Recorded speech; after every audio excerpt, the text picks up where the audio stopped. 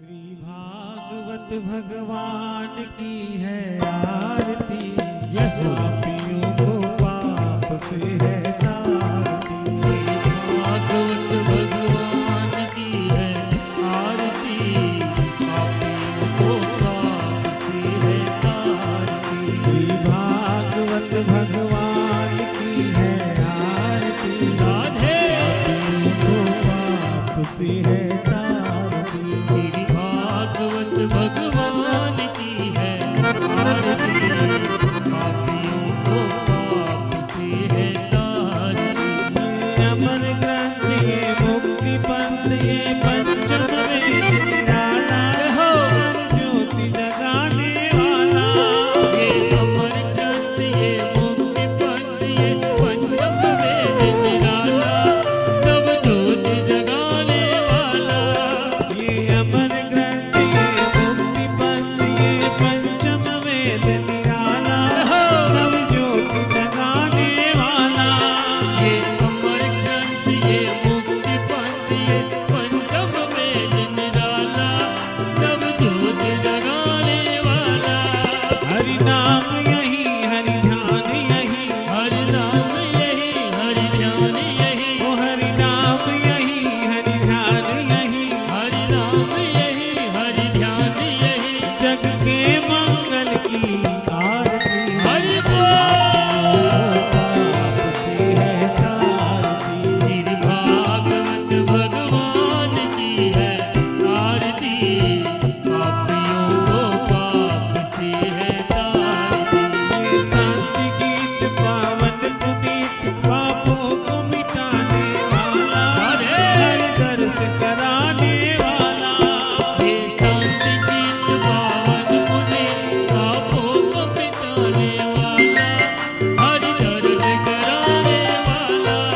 ये सुख करनी, ये दुख हरनी, ये सुख करनी, ये दुख हरनी, ये सुख करनी, ये दुख हरनी। ये सुख करनी, ये दुख हरनी। श्री मधुसूदन जी की आरती, हरि बोल। पापियों को पाप से है तारती। श्री भागवत भगवान की है आरती, पापियों को पाप से है तारती। ये मधुर बोल जग पंथ खोल, सन्मार्ग बताने वाला, बिगड़ी को बनाने वाला।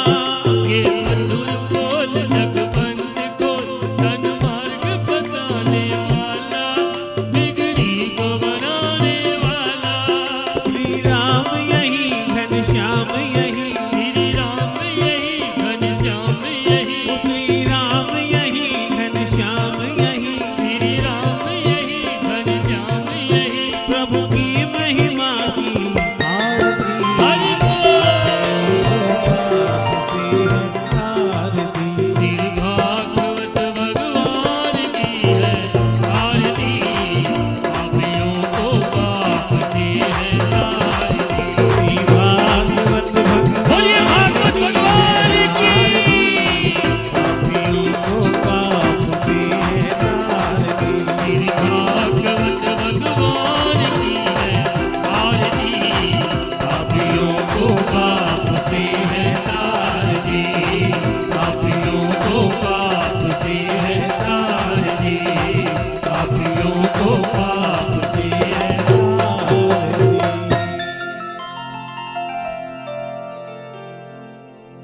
द्योः शान्तिरन्तरि जगुं शान्तिः, पृथिवी शान्तिरापः शान्तिरोगदयः, शान्तिः वनस्पतयः, शान्तिर्विश्वे देवाः, शान्ति ब्रह्म शान्तिः, सर्वगुं शान्तिः, शान्तिरेव शान्तिः, सामा शान्तिरेधि। अरे छाटा लग गया नीर का, पाप गया शरीर का, छाटा लग गया नीर का, पाप गया शरीर का, छाटा लग गया ईश्वर का, नाम देव परमेश्वर का, छाटा लग गया ईश्वर का, नाम देव परमेश्वर का, छाटा लग गया चंदन राम, नाम देव रघुनंदन राम, छाटा लग गया चंदन राम, नाम देव रघुनंदन राम, छाटा लग गया भाई राम। राधिका हरि ओम यज्ञेन जगमय जन्त देवा तानि धर्माणि प्रथमानि सन्ति नाकं महिमानः सचन्द्र यत्र पूर्वे साध्याः शान्ति देवा सेवन्तिका बकुल चंपक पाटलाब्जे पुन्ना गजात करवि रसाल पुष्पे बिल्लौ प्रभाव तुलसी दल मंजरी काम्बोजयामि जगदीश्वर में प्रसीद नाना सुगंध पुष्पाणि यथा कालो भवानि च पुष्पांजलिर्मया दन्त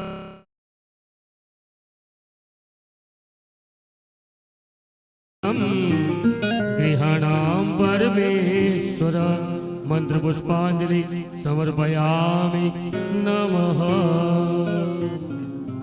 बोले कृष्ण कन्हैया लाल की, बोले श्रीमद् भागवत महापुराण की, बोले श्री वेद व्यास जी महाराज की, बोले श्री सुखदेव मुनि महाराज की।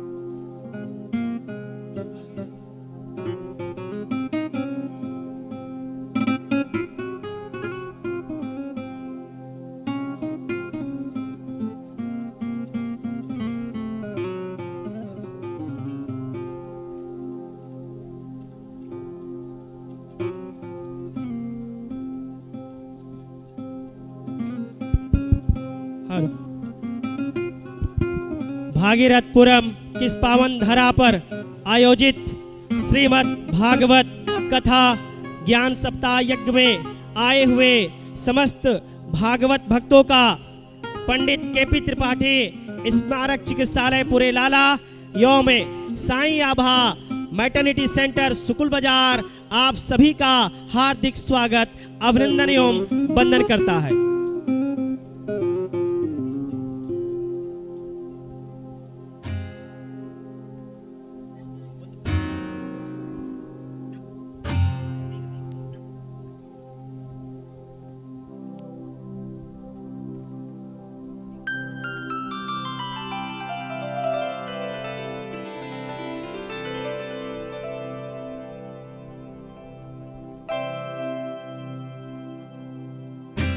राधे राधे राधे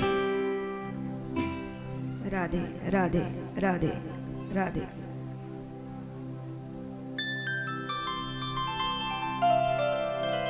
राधे राधे राधे राधे राधे राधे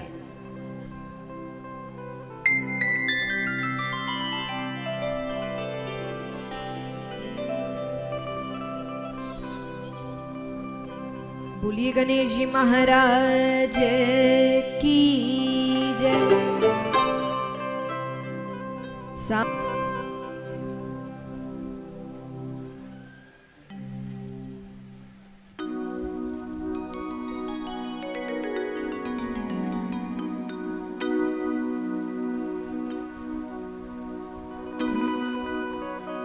बोलिए कृष्ण कन्हैया लाल की।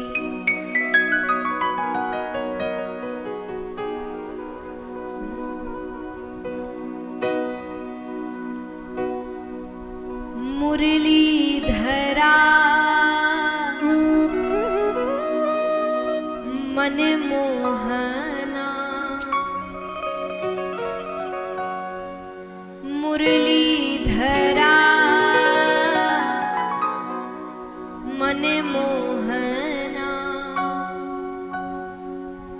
हे नंद नंदना हे राधा माधवा। मीठी मीठी तालियों के साथ मुरलीधरा मन मोहना,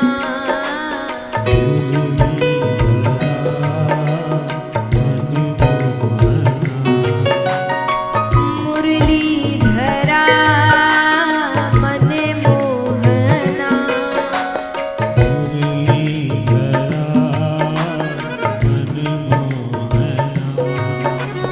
हे नंद नंदना हे राधा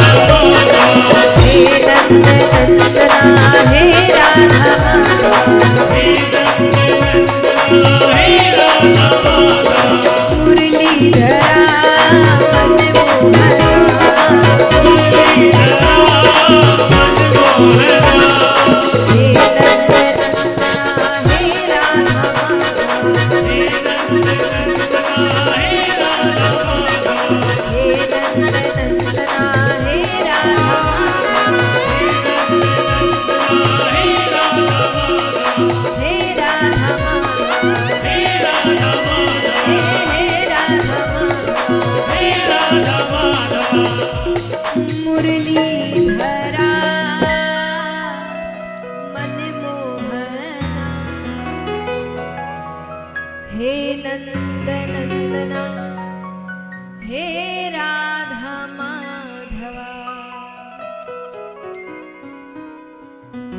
बोली कृष्ण कन्हैया लाल की।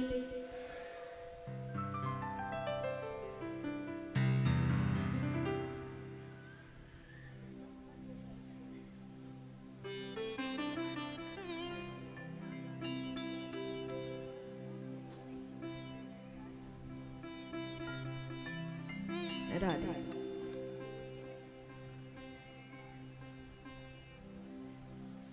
बोली कृष्ण कन्हैया लाल की। सांवरिया सेठ की, भक्तवत्सल भगवान की। आइए कथा आरंभ करते हैं, पर उससे पहले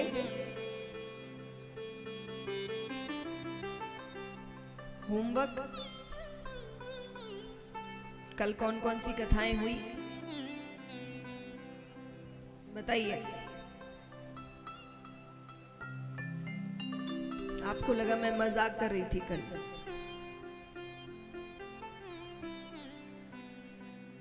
बताइए।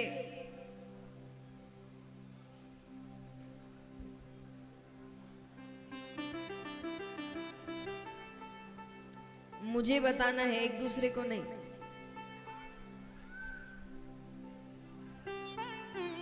सुखदेव जी के अवतार की कथा और भागवत जी का महात्म और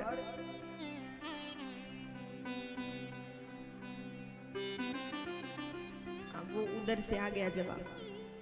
और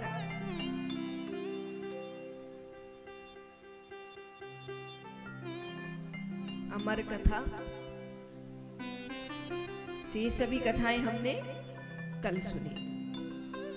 अब हम चलते हैं निमिषारण्य वन में, जहां पर 88,000 ऋषिगण बैठे हैं। उनको सूत जी कथा सुना रहे हैं।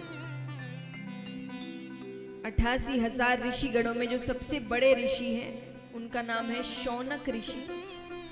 तो हम सभी को शौनकादि ऋषियों के नाम से संबोधित करेंगे।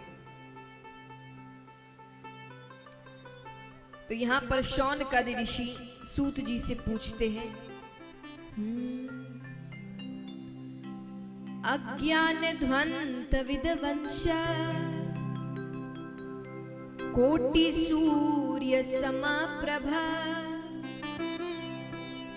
सूता क्या ही कथा सारम मम कर्णे रसायनम मम कर्णे रसायनम। शौनकादि ऋषि कहते हैं सूत जी से कि प्रभु हम सब अज्ञानी हैं और आप में एक नहीं दो नहीं करोड़ों सूर्यों के समान ज्ञान रूपी प्रकाश है। हमें बताइए कलयुग में जीव का कल्याण कैसे होगा? कलयुग में क्योंकि वो पूर्ण रूप से संसार में लिप्त होगा, रोगों से पीड़ित होगा, दुखों से ग्रसित होगा, ऐसे में उसका कल्याण कैसे हो? सूत जी कहते हैं क्या? काल व्याल मुख ग्रास त्रास निर्नाश हेतवे श्रीमद् भागवतम शास्त्रम कलोकिरेण भाषितम। काल व्याल मुख ग्रास माने काल एक सर्प की तरह है, सांप की तरह, जो सबको अपना भोजन बनाते हुए आ रहा है, यानी सबकी आयु निश्चित है। कहते हैं जीवन में कोई भी चीज निश्चित नहीं है।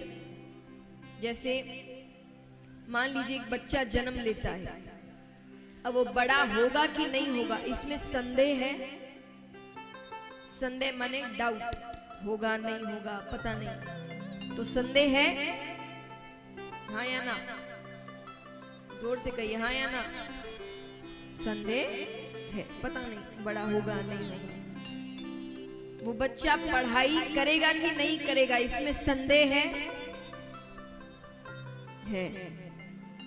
उसकी शादी होगी कि नहीं होगी इसमें संदेह है। उसके बच्चे होंगे कि नहीं होंगे इसमें संदेह है।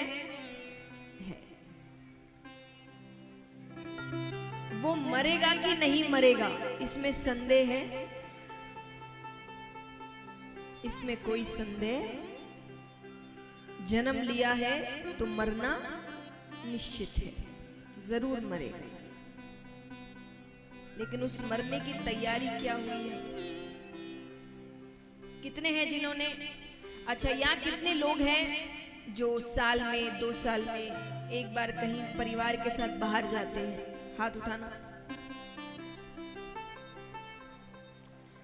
अच्छा, और अगर बाहर नहीं तो मान लीजिए जिनका पीहर बाहर है, दूसरे गांव है, दूसरे शहर है, तो साल में एक बार अपने पीहर जरूर जाते हैं बच्चों को लेकर। हाथ उठाना।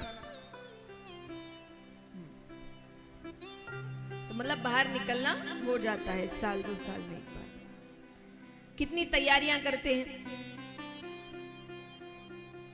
कितने दिन के लिए जाते हो?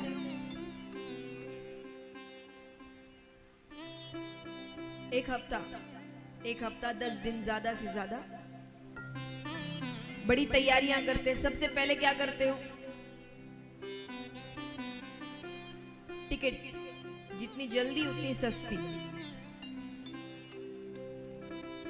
तो पहले टिकट बनाते हैं, फिर शॉपिंग। अगर खुद घूमने जा रहे हैं तो अपने कपड़े, अगर किसी और के घर जा रहे हैं तो अपने कपड़े, साथ ही साथ उनके भी कपड़े, उनके लिए भी कुछ ना कुछ तोहफा तो ले जाना पड़ेगा।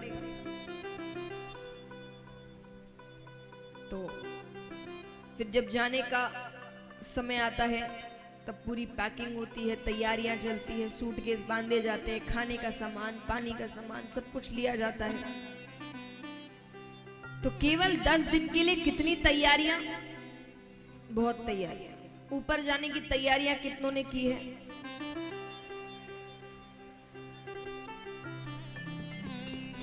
की है। वहां ये ट्रेन की टिकटें, फ्लाइट की टिकटें काम नहीं आती, वहां पुण्य की टिकट काम आती है। वहां पहुंचते हैं, वो यही पूछते हैं क्या किया, कितने पुण्य किए, कितने पाप किए। पुण्य किए जाओ स्वर्ग में, नहीं किया जाओ नरक में। तो ऊपर जाने की भी थोड़ी तैयारियां करिए। धीरे धीरे करोगे तब जाके तो अच्छी टिकटें बनेंगी। यहाँ पर भी वही काम आता है, जितनी जल्दी उतनी अच्छी, बस सस्ती की जगह अच्छी। तो जितनी जल्दी शुरुआत कर दोगे काम उतना अच्छा हो। तो जितनी तैयारियां बाहर के लिए करते हो उतनी तैयारियां ऊपर के लिए भी करो, क्योंकि वो भी जरूरी है।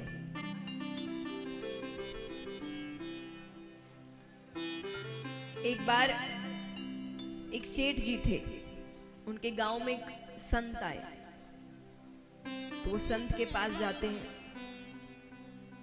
संत से जाकर पूछा कि आप के अंदर इतनी एकाग्रता है, भगवान को मनाने में हो, अच्छे काम करने में हो, मेरे अंदर एकाग्रता नहीं है। मैं ज्यादा देर तक पूजा पाठ नहीं कर सकता, हर किसी से झगड़ा होता रहता है, कभी किसी से लड़ाई हो गई, कभी किसी को कुछ कह दिया। आपकी एकाग्रता का राज क्या है? या आपके अंदर जो इतनी अच्छाइयां हैं, प्रेम है, इसका राज क्या है? संत ने सोचा, पता नहीं कितनों से उसने यही सवाल किया होगा, सबने अपना अपना जवाब दिया होगा। कुछ दिन तो ये जवाब को मानता होगा, फिर भूल जाता होगा। मैं भी कहूंगा, ये बात कुछ दिन याद रखेगा, उसके बाद भूल जाएगा। तो बोलने से कुछ होगा नहीं, इसको करके दिखाते हैं थोड़ा। संत ने कहा चलो हाथ दिखाओ अपना, मुझे भविष्य देखना भी आता है। अच्छा, हाथ देखते हैं क्या लिखा है। और हाथ आप बाद में देखिएगा, पहले मेरे प्रश्न का उत्तर तो दीजिए। संत ने कहा प्रश्न का उत्तर बाद में, तुम सिर्फ 10 दिन के मेहमान हो। कितने दिन के? क्या बोले? हाँ, अभी 10 दिन में देखो तुमको क्या करना है,